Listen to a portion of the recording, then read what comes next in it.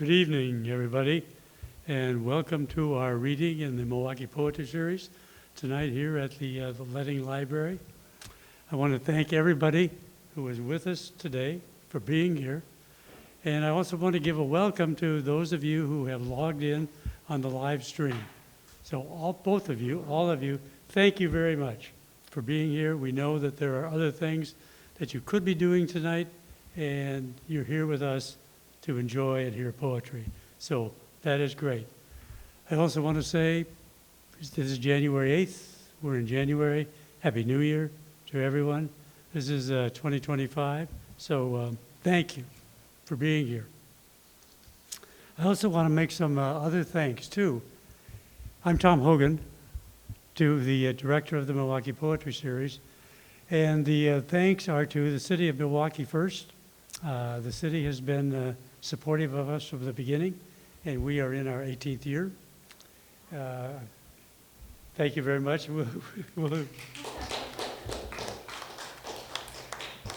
Yes, you know, you don't think it's going to go that long necessarily at the start.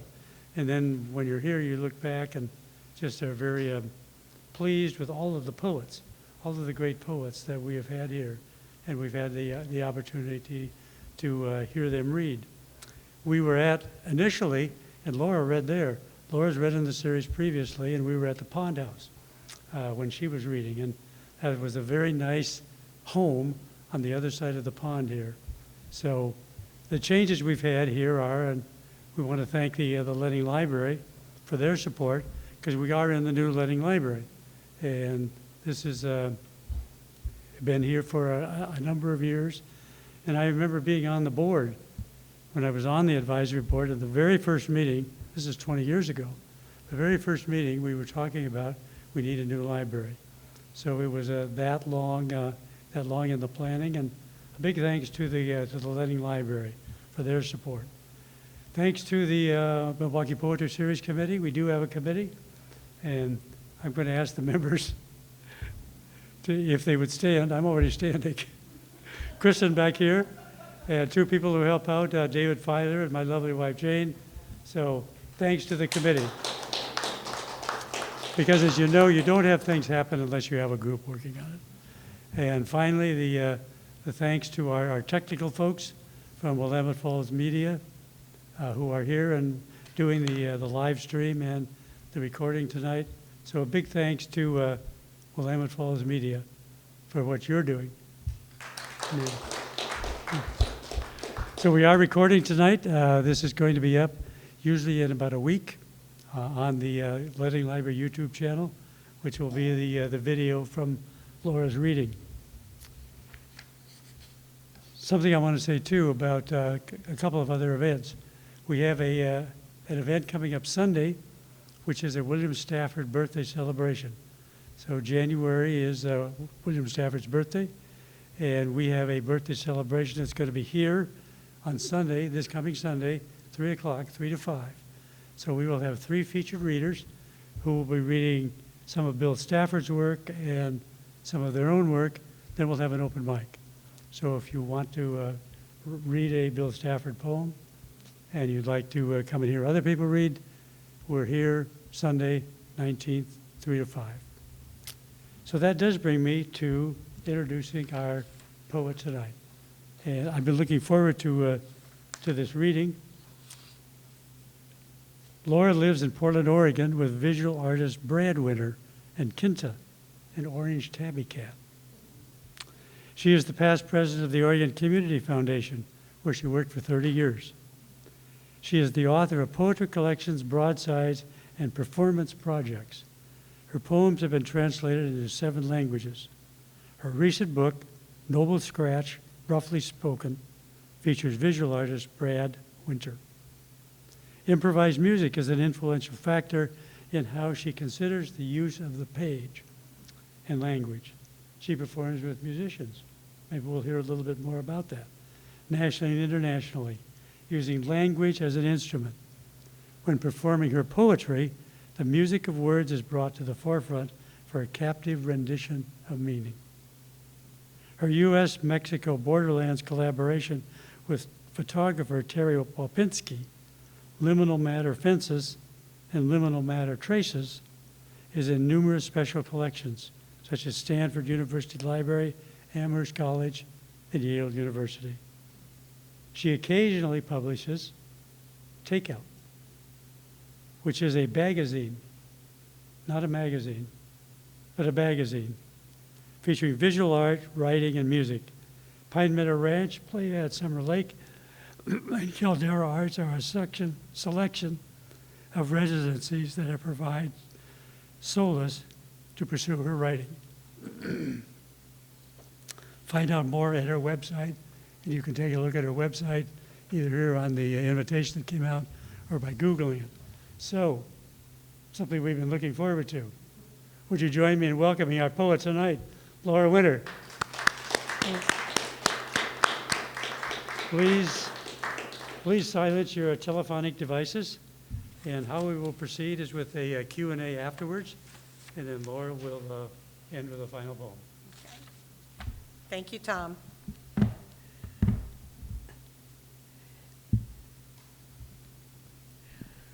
Okay. Usually I don't have a podium in front of me, but I'm fine with that. Well, thank you, everyone, for being here tonight. And excuse me, I have to get my water. I knew I'd forget it. So thank you all for being here tonight. And I appreciate Tom inviting me to read for the series. Actually, your committee invited me to read for the series. So this is a fantastic series, and I look forward to it continuing for another 18 years at least. Tom will have to turn over the reins, but it's such a great reading to be able to be a part of. Happy New Year. It's 2025, and we're off to a wild start. And that's all I'm going to say about that. Tonight, I'm going to read, as Tom mentioned, the recent book that I have out is called Noble Scratch, Roughly Spoken. And that is a collaboration between Brad Winter, my husband, and myself. And it's the first time, now we've lived together and been married together 44 years, at least, maybe longer. And it's the first time that the two of us have ever collaborated. And we were surprised when we sat back and said, why is that? We've never done this before. And we wouldn't have done it had it not been for Margaretta Waterman of Nine Muses books. And she came and approached us and said, I'd like to do a book of yours, of you and Brad. And we're like, oh, well, that's something we'd never thought of. And so she asked us to provide her with 25 images of Brad's, 25 drawings, and 25 of my poems. Well, to speed forward, Margaretta turned 91 or 92 right after the pandemic and said to us, I just can't complete our project. So Brad and I took it from there, and we had 25 poems already selected and 25 drawings of his. And what we did was, sat down and said, so how are we gonna approach this? Because it's not a collaboration where, like, I wrote the poems to Brad's drawings, or Brad drew the drawings to my poems. What we did was I ordered my poems 1 through 25. He ordered his drawings 1 through 25, and we went. Voila! We have a book. And that was fun because some of the things that we discovered after we looked at kind of the marriage of the two art forms was how much synchronicity there was between poem and drawing with some of the pieces. And then, of course, some of the pieces are so head-scratchingly different that they're just fun to imagine how they could possibly even relate. So here's, I'll hold it up without my yellow sticky. Here's the book. And that's, Brad actually has 26 drawings because he got to do the cover, so. But to see the drawings, I'll just hold up a couple before I read from it. I'm just going to randomly hold them. He does what's called automatic drawing. And these are all from, he has a series of books that he calls rough books. And basically they're like an artist's journal. All he does is draw in them. And he's got 13 of them, and the drawings that are in this book are exactly the same size of the drawings in his rough books. So it made it very easy for, reproduction of the images. And have them come out really very crystal clear. I'll hold it one more.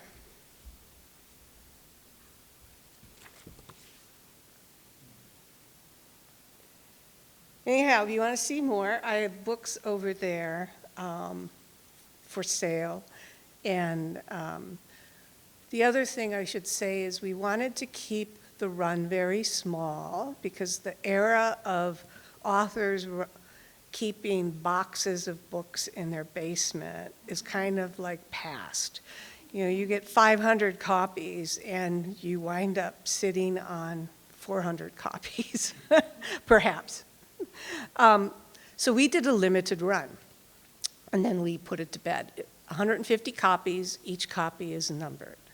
And we decided we were not going to sign the books because each one is numbered, and there's a little kind of story in the back about how this collaboration came to be. Anyhow, what else should you, I think that's all you need to know. This is not your typical kind of chapbook where it has a kind of a thematic thing that crawls through it. These are just 25 selected poems that Margareta asked for. She just said, find 25 of your poems that had never been published. So I dug them up. Okay. Let's start. He also gets the first drawing in the book, too, which I really like. Okay. Practicing for the carnival.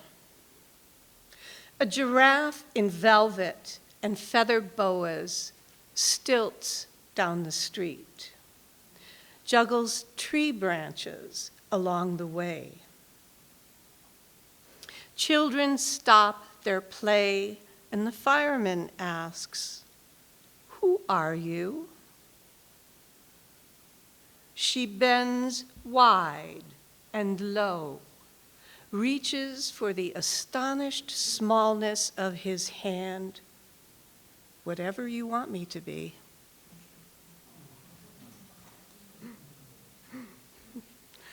I live, as Tom mentioned, in Portland, and I'm in the Hawthorne district, and I live just about a half a block down off of Hawthorne. And so all kinds of great visuals walk down our street sometimes. We're right on the Sherrill, so bikes, it's just a constant stream of pedestrians. And it's just quite an assortment of humanity. It's wonderful. Okay. So tonight you're going to hear from me. I'm also, in addition to reading from Noble Scratch, Roughly Spoken, I'm going to read from another little book that came out called Now Name Them. I have copies over there too, and I'm going to read some newer poems. But you're going to hear me tell you that I am reading you true stories, things that truly happened. Here's one of them. So I spent a lot of time in the desert, and I've learned some tough lessons over the years about perhaps having martinis in the hot sun in a hot pool out in the middle of the desert might not be the best thing in the world. And yes, martini tangled.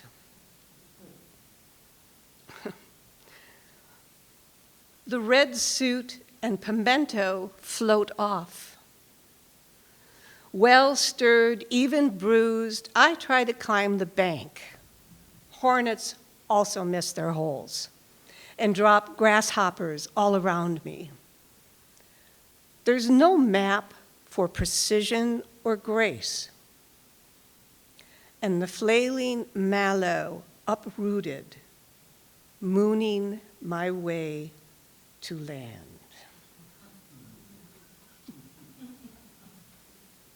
That's all I'm going to say about that one.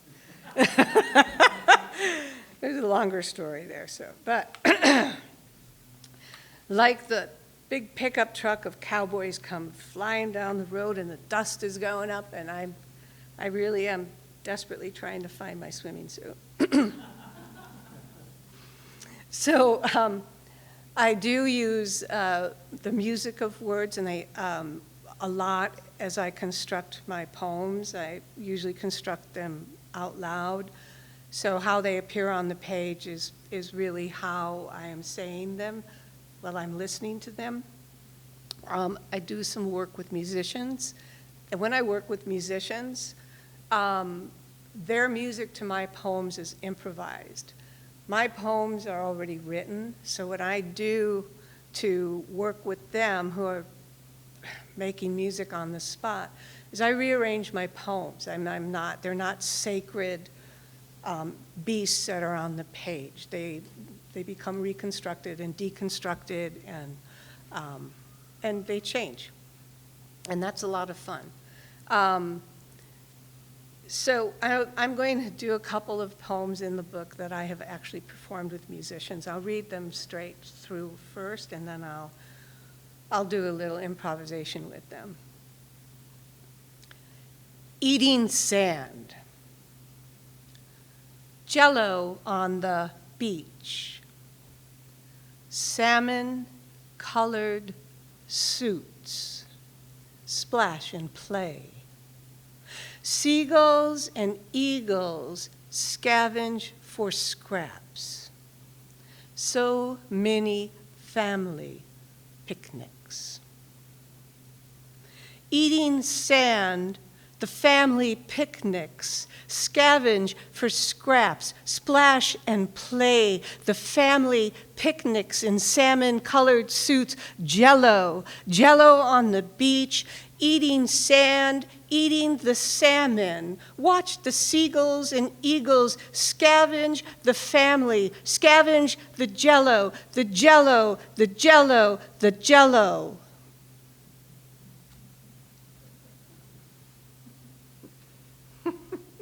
After I wrote that poem, I actually found I'm from the Midwest, I actually found a jello cookbook.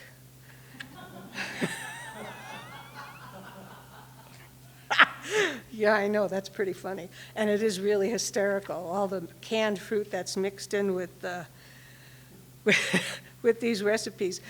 But jello molds and things, those were really a big deal in the Midwest, and maybe elsewhere too, but that's where I grew up, was in the Midwest, and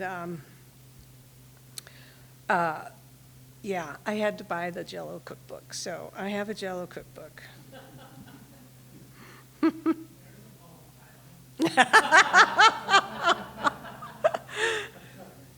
And it's beautiful. The pictures of the jello molds really make you hungry.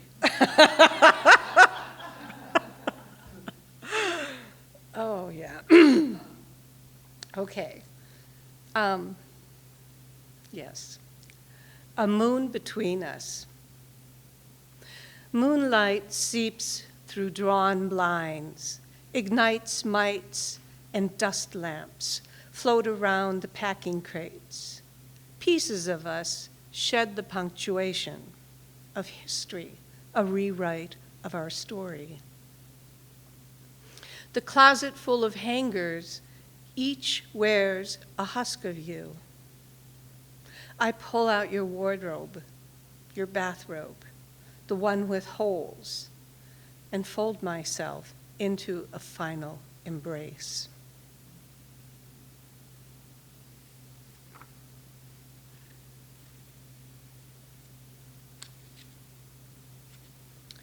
And I will read the broadside that you did is those moments of solstice, right?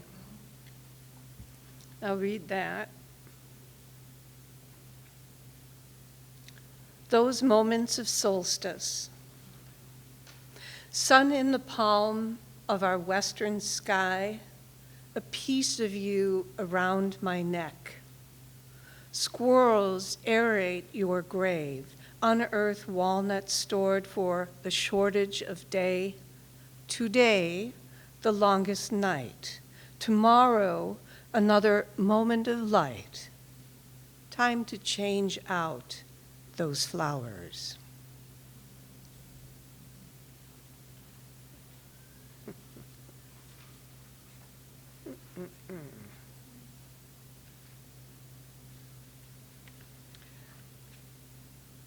So,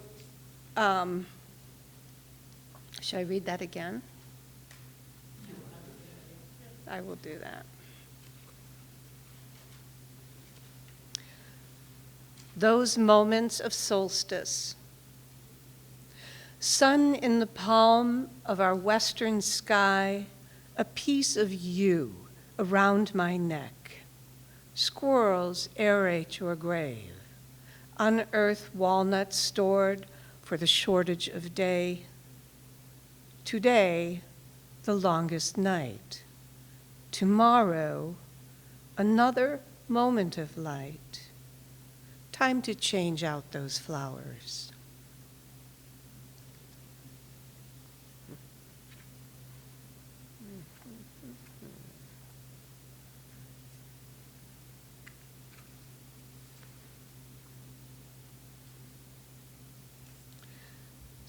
I hope to have a little time later to read some poems that I've been working on about climate change. I'll see if I can't make that happen. But in this book, there's a few from a broader scope of work that I've been working on. And I'll read this one, Some Madness of Weather Funnels. And it's a true story. I was out on a farm, and there was a funnel cloud coming, and it really did amazing things to the chickens that were in the barnyard or in the chicken coop. There was a rooster there, and the rooster literally started to run around in circles, almost as though it was mirroring the way that the funnel was going around and around. So I wrote a poem for that rooster. Some Madness of Weather Funnels. A coughing old man spits on the barn's windows. An old rooster runs a tornado around his pen. Coo-ca-roo, ca-roo, ca-roo. The hen of bum leg, the hen of one milky eye, settled to nest out, pelting laughter of rain, hail, rain. All night trees snap and chant, chill, chill, chill a bone. Take the fence funnel and be gone.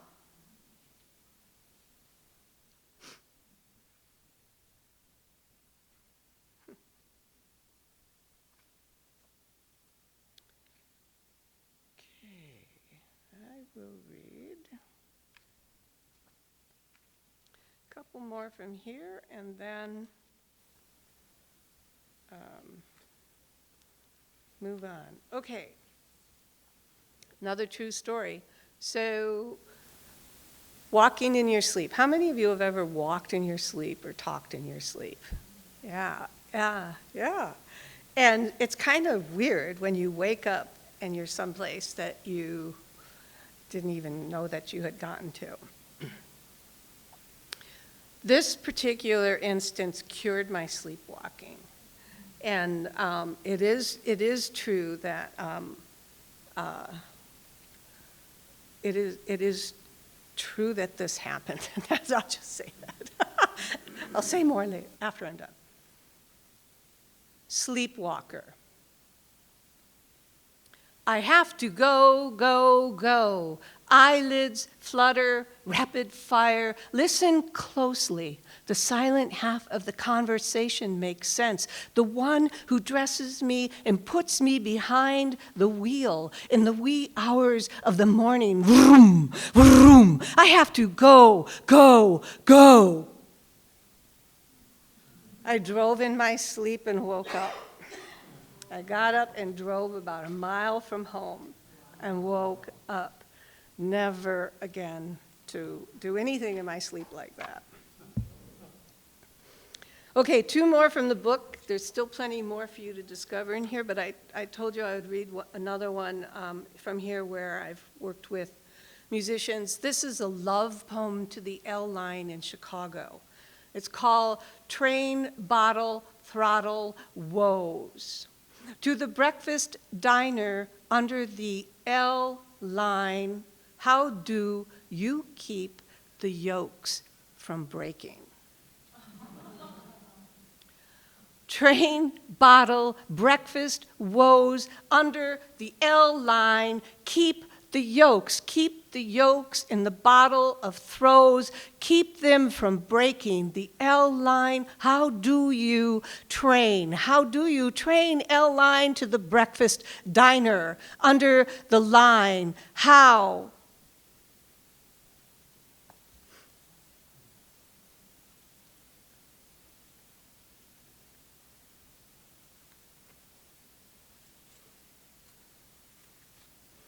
That's the best I can do without having a musician here. Okay, I gotta find this one. So when you live in an urban area, your close proximity to your neighbors. I have a lot of poems about my neighbors. Some of the neighbors know that I've written about them. Some do not. But we have a family that lives next to us, and so we've watched the 2 little boys grow up over the years. And excuse me for a minute.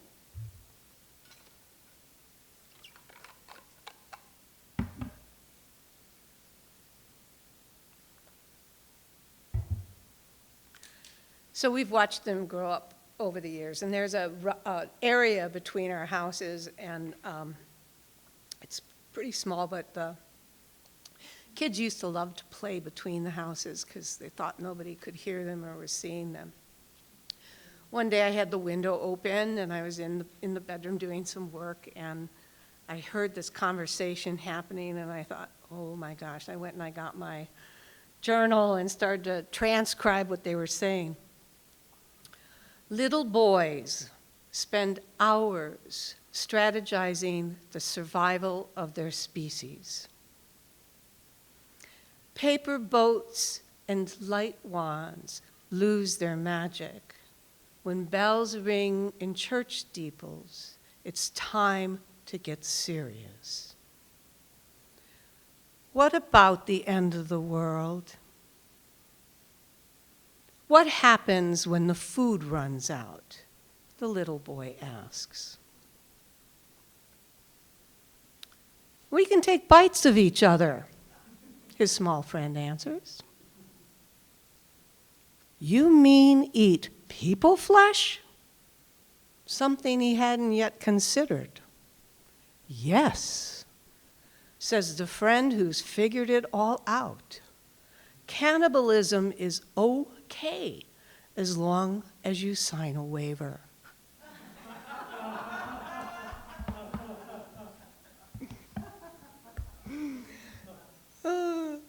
The parent, I did give a copy of that poem to his parents, and they just, like, I can't believe my sons were saying that. I'm like, oh, it was awesome to listen to them. They were so serious. They were 10 years old, so serious. Oh. Okay, I'm going to read a few from here, from Now Name Them. This is a well-used copy. It's been dropped in the bathtub twice. And yes, and I have many pages that are numbered from reading. So I'm going to read a few about the act of writing and some of the challenges and things that happen when you're trying to make a poem, and it may or may not want to be born. This is called Blank Page Stomp. The brain is pregnant, but worry spots on the scalp burn in this heat, and all the contractions in the world can't produce. Birds call for rain, pretzels sink, a nest of spiders hatch. Wads of paper litter the floor. This time, an airplane crashes. It's a strange poem.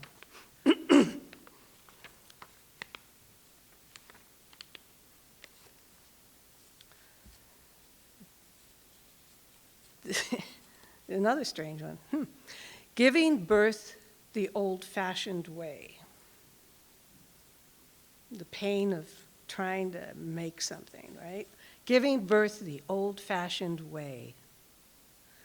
She is the frog at the threshold, croaking, yanking the leash, the cord, connecting, disconnecting. Bush ghosts pick fire ants from her head and fill the ceremonial glove. Inflamed flesh predetermines fate. Read the alphabet of wounds. Now name them. Just put up the damn shack. Back off. No food on the stoop. Never knock. Let them come out on their own, screaming for life.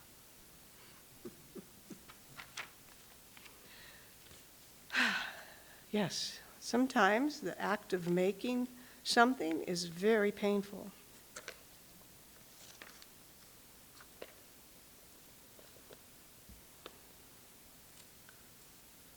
Yeah, I'll skip that one.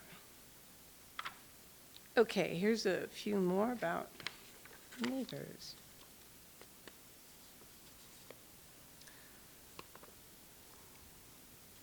The letter read nice things right to the heart, promising a convertible ride. He opened her up, shifting to fifth. A goldfinch caromed the window shield and landed in the back seat. She shrouded the bird with his letter.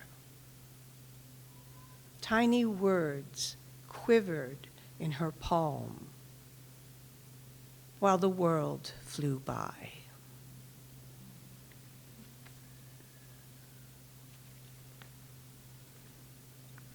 Should I read that again? I think I will.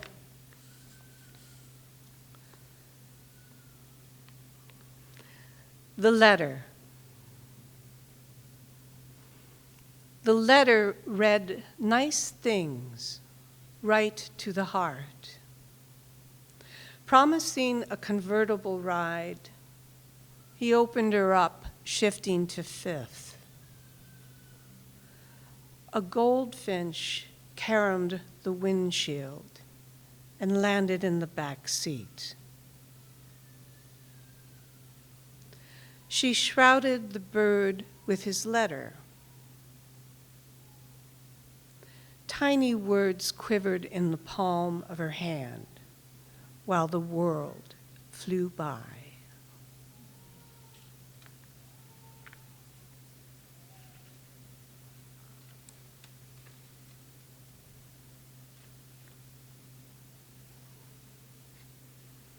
It's always so quiet when you do a poetry reading. Maybe that's why I like to get kind of crazy with the poems. Read them like I do with musicians. In honor of our crying child, coming in storm. Weather vanes to the gorge, the cock and rabbit race headway into wind, my fluttering scarf westward, you blustery crow ruffles. You blustery crow ruffles my fluttering scarf westward. Winter weather vanes to the gorge, the cock and rabbit race headway into wind, coming in storm. So that's a circular poem. I read it through one way and then read it up. And that's one way to read this when I've worked with musicians, and this is another one where I like to really bust it up. Anyhow. And I will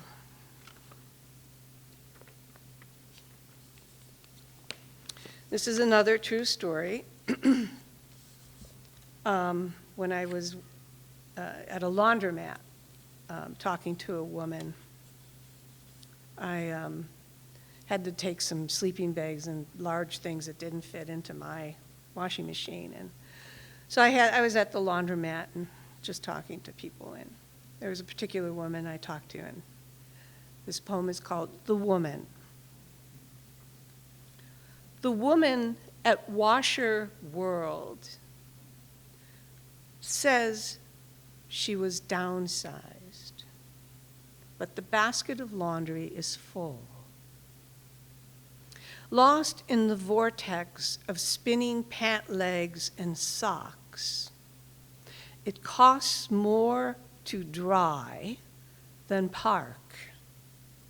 I offer her my change, but she asks for an avocado to remember the taste of green. True. She asked me for an avocado. If I had an avocado, I could give her. Like, oh. No, I don't. But that was very curious. Okay. Do I have time for a few more? Or? I do? Okay, good. Okay.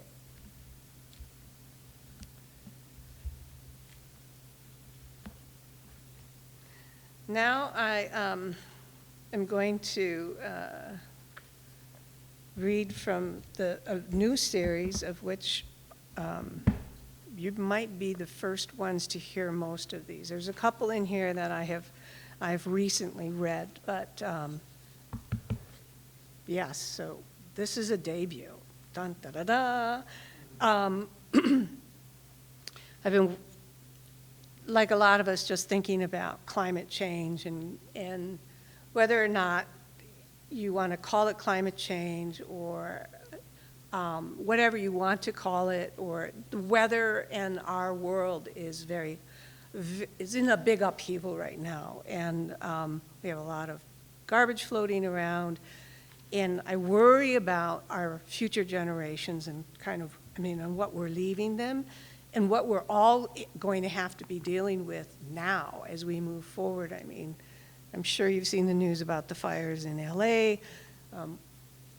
Probably a few of us in the room have family or friends who are in the midst of all of that. My brother is in the midst of all of that. And so I've been working on climate change poems for for a bit now, and I've got a few ready to be out there. And I'm going to start with another dream.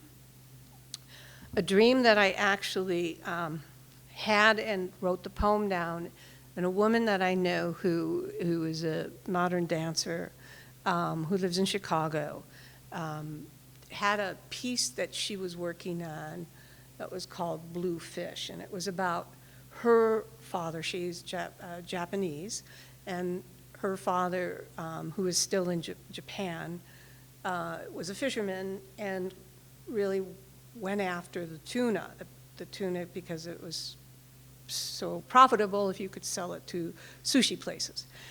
And so she did a modern dance based on this whole monetary exchange of tuna and fishing and all that. Anyhow, I had a dream about bluefish, and it was also about climate change. And I sent it to her, and she did a dance based on this poem. I've never read this one out in public before. I mean, I've never read it out loud before. So I saw a video of her dance, but here you go. Blue fish. Oh, wait a minute. Okay. Mayonnaise. So have you ever seen the Kewpie bottle of mayonnaise from Japan? It's a Kewpie doll? No? Okay. Mayonnaise, some mayonnaise comes in a plastic container, squeezed container, that is a Kewpie doll. Okay.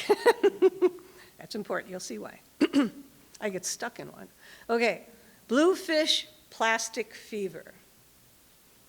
I reach for a gelatinous tidal raft, my arms caught up with shrimp and nets, Kewpie eunuchs. Land this garden, tend and plant the barnacles. I am an old gooseneck barnacle, rock stuck and unstuck inside a mayonnaise tube, inside a baggie of heron, inside a floating trash island with jellies and urchins plunging deep into night toward a colony of moons, moonhead babies, still amniotic fluid of mayonnaise, round and plump little helly fish in tossed over mayo tubes, one pudgy, all but erased smoothly. Dimpled squeeze rams nurse shark and knocks her out. I wake splashed on phosphorescent sheets, feet eaten to razor clam flesh, green glowing, now blue, me a bluefish and tuna gasping.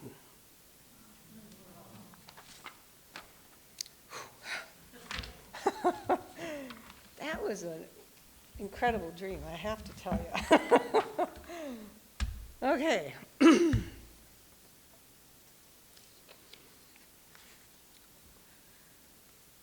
Within a scant,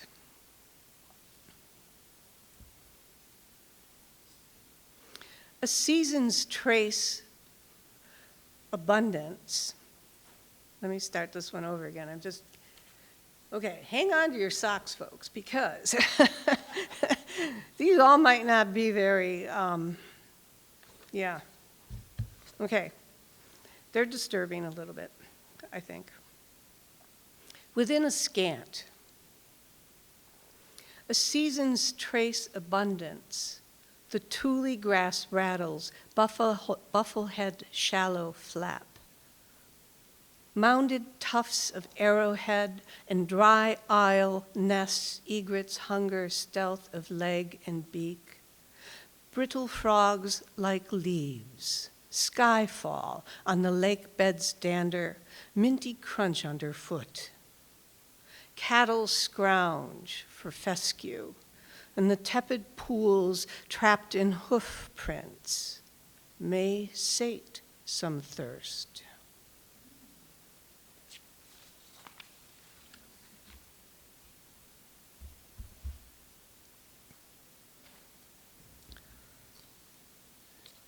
This,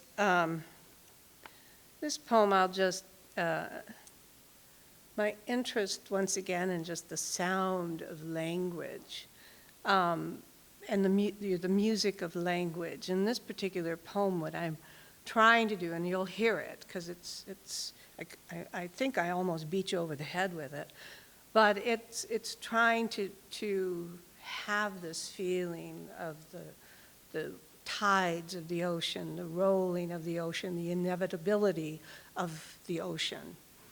This is called Ocean Rising. Sunset's green burst sinks far off.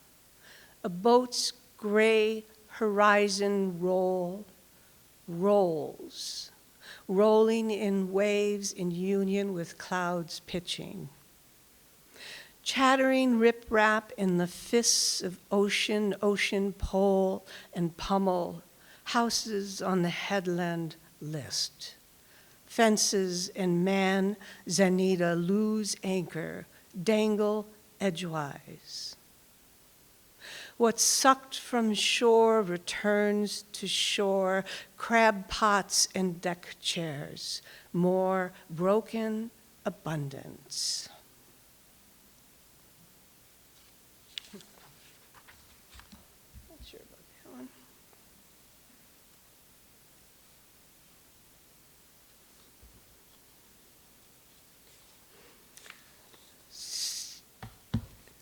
All the satellites and things that are up in the sky. That's an interesting form of beneficial as well as kind of like also another garbage dump that's floating above our heads. And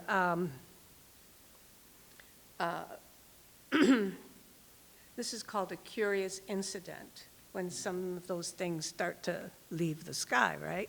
So leave the up above. A curious incident.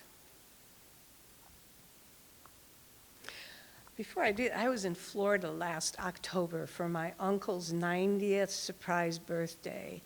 And across I was down in Fort Pierce, and across the water is where some of the SpaceX stuff is happening, right? And so I happened to be out on the beach the night that SpaceX actually sent up a launch that supposedly contained 48 satellites to put up into the sky. And it didn't make it. And we saw it go up, and it kind of just was like a fireworks, and things just started to fall down. And so this kind of inspired this poem. A curious incident. Space junk, perhaps a bullet. Stars take no notice and stroll across the crowded sky. A hole in some roof, splinters explode, bang and holler of sirens, they die down. The kid watches, picks at his nose, and the ghostly lint a cottonwood fired off. And distantly close, another one of those fugitive falls. I don't know.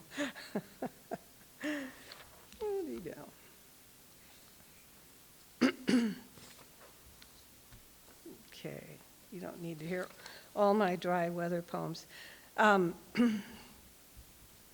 This is, this drought is, and it was actually published in a German review of all places. Here's who, they were experiencing a severe drought as well, and he just decided to publish a whole series of drought-related poems, and he chose this one.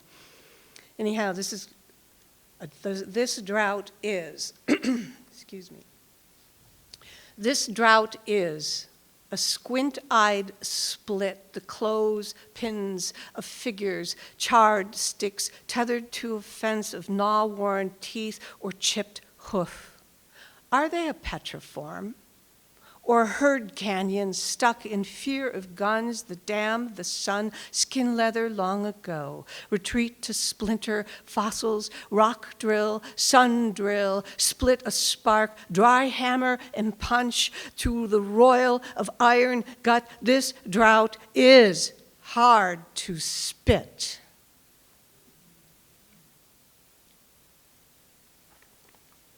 Speaking of spit.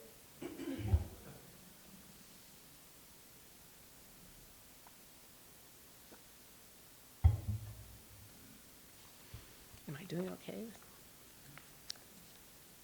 Am I okay with time? Can I do a few more? Okay, I got one. I have one for the end. Okay. What the heck? I'm going to give you another really intense one, and then I'll back off. Sorry to pummel you a little bit. Thank you. So we all remember the heat dome we had a couple years ago here in Portland. This is called Under the Heat Dome. And it's in 3 sections, but yeah, I'll read the sections. 1. Dirt boils in a curbside bioswale, new breed of resistive drones, forage and thirst. 2. Watering holes, bowls of dehydrated soup, chock full with elbows and frizzy hair. What's left lies supine. 3. Pudding for corpuscles, now fallow as ridge and furrow, baked in metamorphosis chill. I wait for a hole to open, wrap myself in wool blankets, ready to burn in the cold. That's pretty sci-fi, but you know, sometimes when you read the news, you feel pretty sci-fi. Okay.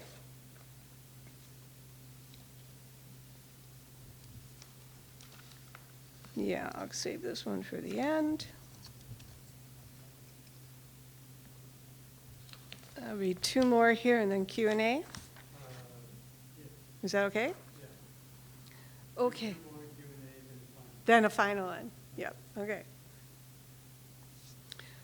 So this is another true story. I was up in Anchorage, and I was talking to some folks in the shipyard, and they were talking about how much closer you are to heaven when you're in Anchorage. And the reason why they said heaven, they explained to me what heaven meant was that you're much closer to the atmosphere, and so you can feel the heat and the sun and everything more. And anyhow, this is called Anchorage April Melt. The shipyard breaks up white monotony. Moose missed by a month and left their urine for strangers. So close to sky, it punches down, transforms my frame into an ice cube. Don't worry, the welder says. You get used to being smaller. Even the birds are happier up here.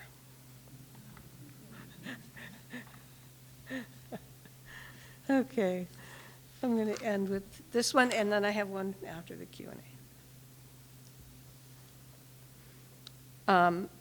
This is after the big fire in the Mount Jefferson Wilderness area. I was over at Caldera in 2 different periods around right as the fire was happening, and then a couple years after the fire, when it was just the burnt snags and people had come in and were actually busy clearing all the detritus out of the way so that the land could breathe, and they were busy planting and trying to get rid of any kind of sagebrush that might have survived or anything like that. And there were just a lot of amazingly beautiful structures caused by the fire. The trees were sculpted and they were charcoal, and it had completely transformed the landscape. And as I walked through the landscape on the second trip there, I felt like I was walking in a sculpture garden. And I felt very curious about being so attracted to the beauty of the structures when, I should have been mourning the loss of the trees. So it was a very interesting conversation I was having with myself. This is called Elders of the Meadow. Venerable souls in the throes of char, speak to me. Remember when the bluebird, the martin, as good friends do, they prop each other up. In steady stand of bone heat sun, they resemble people who have forgotten names. These once crowned giants grimace of spiny weight, now fire down to feed. Thank you for listening.